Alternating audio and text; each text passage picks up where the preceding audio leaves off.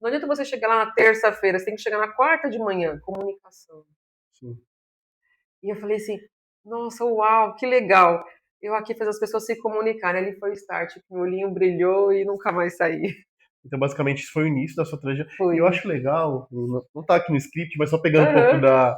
dessa história para não perder o time. Mas, por exemplo, você teve uma ideia que saiu da bolha, né? Porque às vezes tem algumas empresas que eu sinto que às vezes ela tem uma dificuldade de ter a proximidade com o cliente. E às vezes até ela opta pelo distanciamento, pelo remoto.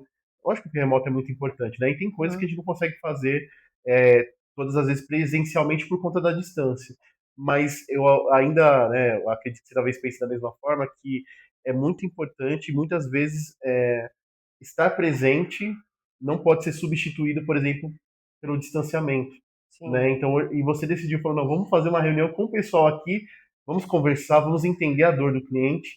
E hoje poucas empresas estão fazendo isso, né? Normalmente as empresas têm se afastado um pouco dessa relação. Não sei se você tem chegado, algumas pessoas tendo essa visão mais de afastamento do que de proximidade. É um desafio. É Aham. um desafio. Porque lá atrás chamava-se, eu nem tinha esse nome de workshop, outra coisa assim. Então, nós fizemos uma reunião que era proximidade de comunicação, né? Uhum. É, que pode ser presencial, que pode ser online, que pode ser palestras, enfim. A comunicação é muito importante. Hoje nós temos um nome para isso, né? Mapear a jornada do cliente, Isso. né? E quando a gente fala mapear a jornada, ele está muito mais amplo do que somente a jornada do cliente. Você mapeia a jornada do seu colaborador, porque o seu colaborador atende seu cliente. No final, o desafio é entregar um resultado. Eu acho que em algum momento a gente vai falar sobre isso, Uhum. mas você tem que entregar um resultado. Quando esse desafio ele vê um resultado real e tangível, foi o que aconteceu com o meu superior lá atrás. Eu tive a ideia, lógico, eu não tinha maturidade de como medir um resultado, né? Mas ele viu uma oportunidade, porque as dores, eu conseguia mostrar com números que a dor se repetia. A dor se repetia, era o mesmo problema sempre.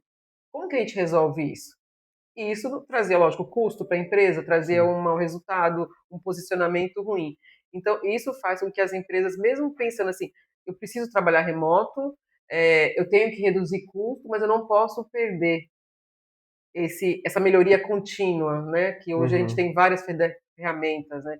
Fala muito em metodologia ágeis hoje. Sim.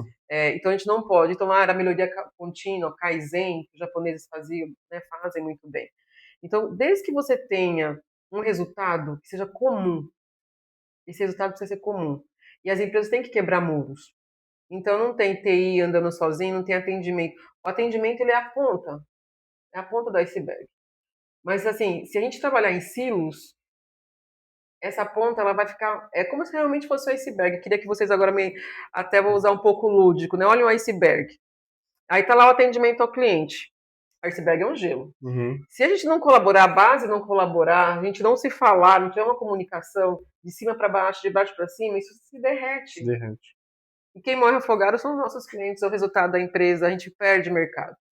Então, o resultado faz com que esse desafio, ou trabalho remoto, até pode ser, eu não tenho condições de ir no meu cliente o tempo todo, Uhum. fisicamente, mas que ferramenta que eu vou usar para melhorar isso? Que Perfeito. tecnologia eu vou usar para melhorar isso? A tecnologia tem que trabalhar ao nosso favor e juntos, nós temos que trabalhar juntos. Concordo plenamente. Mesmo com distanciamento, existem formas que talvez a distância não fique parecendo, né, de fato, distância, né? Que Uhum, você consiga ter uma proximidade, eu acho que de ouvir. A gente estava falando muito sobre isso, né? De ouvir a necessidade do cliente.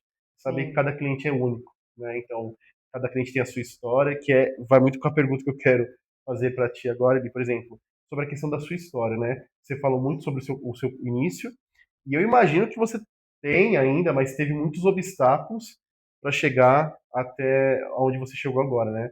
Até a parte do livro, enfim. Qual que foi os principais obstáculos aí que você enfrentou na sua carreira? quando eu recebi o convite de vocês, eu achei tão bonitinho. Eu tô Você apaixonada, gostou desse gente. tubarão? Eu tô apaixonada. Tem que ter propósito e valor, né? Então, Sim. quando eu recebi teu convite, eu fiquei olhando um pouquinho a história e aí, lógico, o visual fala. E eu anotei algumas coisas que eu gostaria de falar, né? Hoje, trabalhar em CX, trabalhar em Customer Experience, em operações, enfim, é, não pode ser só uma tendência, né? Tem que ser uma realidade. A gente tem até cursos para isso.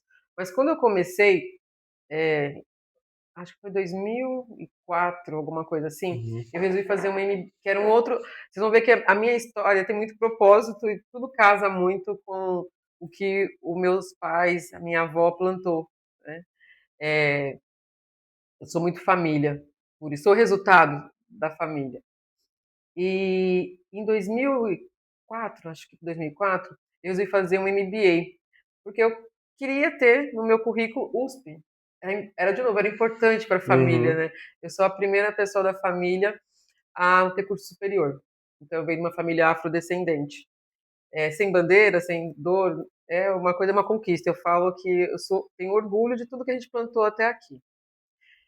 E aí eu falei assim, tá, vou fazer MBA na USP, né, na Poli, que era só engenheiros. Uhum. E entrei lá. Então, eu trabalhava na engenharia, mecatrônica, eu era a única que não era engenheira na sala. Eu trabalhava com logística, processo, atendimento, mapeamento, técnica e tudo mais. E na hora de fazer meu TCC, meu trabalho de conclusão de curso, nenhum professor quis. Tinha um preconceito. Porque assim, serviço a cliente, customer service, é atender a apagar incêndio, não tem técnica, não tem resultado, não é Nossa. tangível. Eu não tive nenhum professor. E aí, nisso, o reitor, né, ele meio que foi obrigado a ficar com o meu TCC, porque os professores fizeram carinha feia. Uhum. Conversando com ele abertamente, a gente conversou muito sobre isso. Eu falei assim, então, eu tô aqui por causa disso.